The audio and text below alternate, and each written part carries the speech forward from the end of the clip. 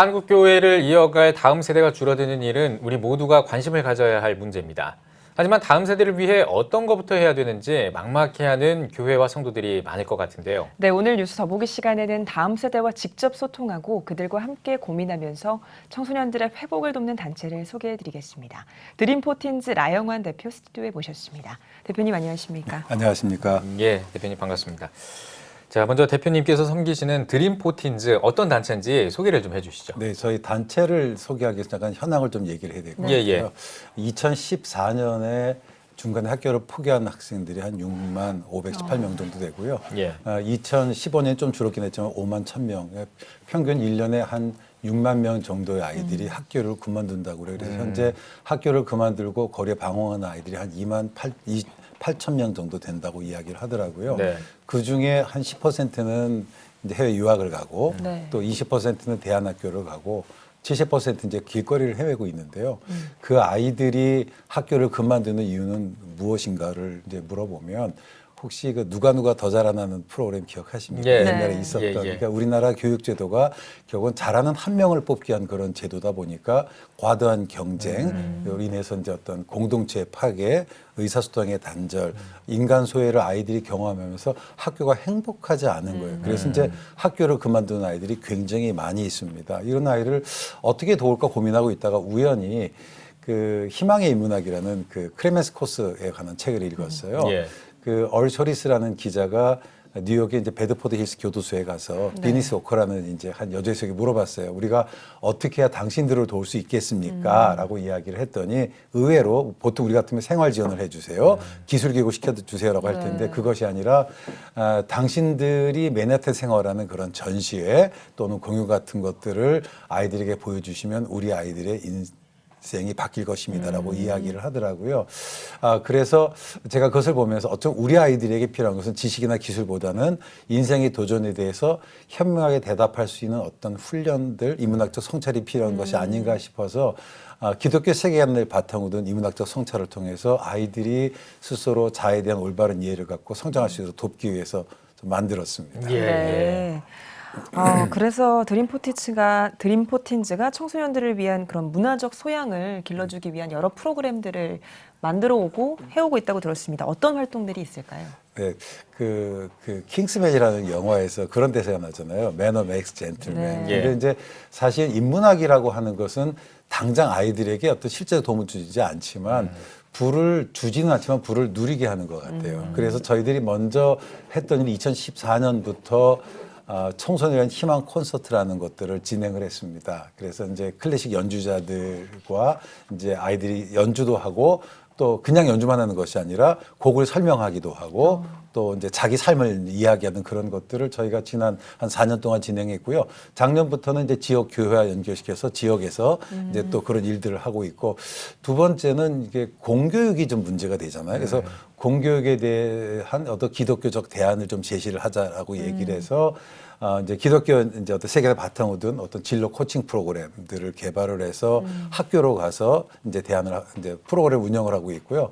또 이제 학교에 있다 보니까 이게 그 학생 숙려 제도라는 게 있어요. 네. 그러니까 이제 소위 우리나라에서는 이제 4분의 1만 행복한 교육 시스템이다 보니까 학교를 그만두고 싶어하는 애들이 많거든요. 근데 그런 아이들을 4주에서 6개월 동안 이제 그 학교에 돌보는데 그런 아이들을 저희가 맡아서 아이들을 이제 다시 이제 호흡할 수 있고 꿈을 갖출 수 있는 돕는 일들을 하고 있고요.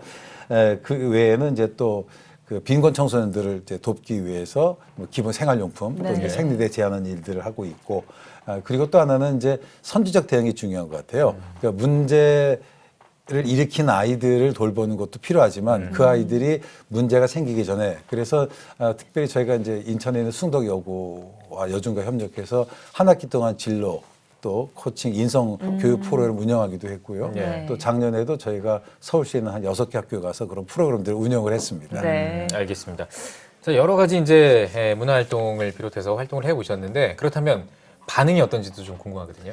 예, 그 한 가지 좀 사례를 좀 이야기를 해주고 싶은데요. 예. 제가 이제 그 용산구에 있는 이제 한 학교에 아이를 만났어요. 이 아이가 이제 어머니가 죽고 아버지가 재혼을 하면서 부모에게서 이제 자기가 동생이 버림받은 아이예요. 그리고 치서를 전전하다가 했는데 제가 이제 만나서 이제 이런저런 얘기를 하다가 이 아이가 하는 말이 뭐냐면 자기가 너무 밉대는 거예요. 뭘 하고 싶지만 돈도 없고 여건도 안 되고 자기 생긴 것도 못생기고 뭐 이런 얘기를 해서 그때 이제 윤동주의 자화상을 같이 읽었어요. 윤동주의 자화상이라는 시를 보면 이제 우물에서 자기 얼굴 보면 자기가 너무 밉고 돌아가다 그리워서 다시 보면 또 밉고 그러다가 마지막에 그렇게 끝나잖아요. 한 세대 사나이가 추억처럼 그곳에 있었다라고 얘기하면서 그 시를 읽어주면서 그렇게 얘기를 했어요. 네가 지금 너무 밉지만 나중에 추억이 될 때가 있다. 이제 이런 얘기하면서 하는데 이 아이들이 그런 그 시를 읽어가면서 또 저희가 그 여그나 바이올리니스트라 서울시 홍보대사인데요. 그분이 저희가 바이올린을 사줘서 아이들하고 1:1 바이올린을 가르치기도 해요. 네. 근데 이제 아이들이 그러면서 자기에 대한 좀 긍정적인 이해를 갖게 되기도 하고 또 꿈을 꾸게 되는 그런 것들도 있습니다. 그렇군요. 그랬군요. 또 보니까요, 해외 교육 지원과 같은 드림포틴즈 결연 사업도 이어오고 계시거든요. 네. 이건 어떤 내용인가요? 그러니까 저희가 2014년에 이제 그 태국에 있는 미얀마 접경지에는 그 이제 난민들을 위해서 유치원 2개를 세워서 저희가 계속 교사를 교육비를 이제 임금을 지원하고 있고요. 네. 저희 2015년에는 이제 서초구에 있는 조선가정 아이들이 있어요. 그러니까 서초구가 상당히 잘 사는 동네이기 때문에 오히려 그런 아이들이 지원을 못 받더라고요. 그래서 그 아이들을 11명을 데리고 일본에 가서 4박 5일간 이렇게 투어를 시켜준 적이 있어요. 보통 이제 어려운 아이들을 어려운 나라를 데려갔는데 그래서 이제 어떻게 얘기하냐면 야 너희도 더 어려운 아이들이 있으니까 견뎌라라고 얘기하지만 현실은 늘 좋은 아이들을 보잖아요. 그래서 원래 너희들이 살아야 될 모습이 저런 모습인다라고 해서 자극을 주면 그래서 긍정적으로 아이들의 삶이 바뀐 그런 것도 있고요. 그리고 탈북 아이들을 이제 돕고 또 뭐 생리대, 비타민 지원하는 일들도 하고 있습니다. 예, 알겠습니다.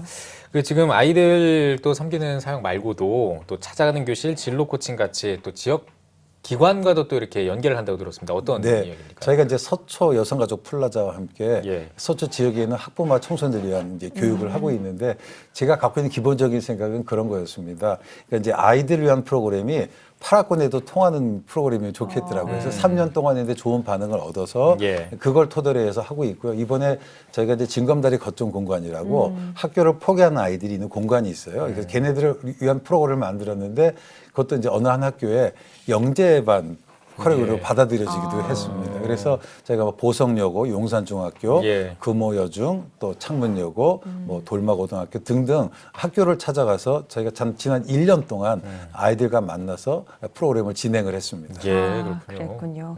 얼마 전 저희 뉴스를 통해서도 보도를 해드렸습니다만 중부권에 있는 다음 세대를 위해서 특별한 행사를 마련하셨어요. 천안 청소년 드림 페스티벌인데 자세한 소개 좀 부탁드립니다. 네, 제가 볼 때는 이제 바다를 살리기 위해서는 물의 근원이 옹달샘이 살아야 되더라고요. 근데 오늘 그 한국 사회를 보면 대도시 또는 대형계 집중의 현상으로 인해서 강은 있는데 샘이 없어졌어요. 예. 그게 조금 지나면은 이제 강도 말라질 것 같아서 특별히 이제 이게 지역에 있는 교회들, 중소도시 교회들은 수련회를 하고 싶어도 재정도 없고 또 인적 인프라도 없기 때문에 어떻게 하면 그들을 도울 수 있을까 하다가 그런 그 교회들을 돕기 위해서 저희가 이제 수련회를 기획을 했고요. 사실은 방학 때마다 청소년 캠프들이 있거든요. 근데 그런 캠프들과 달리 이 아이들이 사실은 학교에 있는 아이들은 이런저런 좋은 교육들을 많이 받아요. 그래서 다양한 경험에 있는 전문가들을 아이들이 만나서 일대 다수의 교육이 아니라 한 명당 뭐 8에서 10명 정도를 만나서 이분들이 어떻게 자기 꿈을 이루어왔는지 그 꿈 이루기 위해서 어떤 과정을 거쳤는지를 질문하고 대답하면서 하는 과정들을 거치면 좋겠다 싶어서 저희들이 그 프로그램을 만들었습니다. 예, 네. 대표님의 말씀을 들어보면 정말 드림포틴즈가 여러 가지 방면의 다양한 사역들을 해 나가고 계신데 앞으로의 계획도 궁금하거든요. 앞으로의 계획 가운데 하나는 저는 그 이제 그 학교에서 그만둔 아이들이 이제 이렇게 지금은 진검다리 거점 공간이라고 정부에서도 이 아이들이 숨을 쉬고 꿈을 가질 수 있게까지는 해주는데 그 다음 단계로 못 나가더라고요. 그래서 이 아이들이 좀 더 복음이라는 게 꿈꿀 섬사를 꿈꾸게 하는 것처럼 이 아이들이 복음을 통해서 꿈을 꾸고 이 사회의 리더가 되게 하는 그런 꿈들을 가지고 있습니다. 네. 예, 알겠습니다.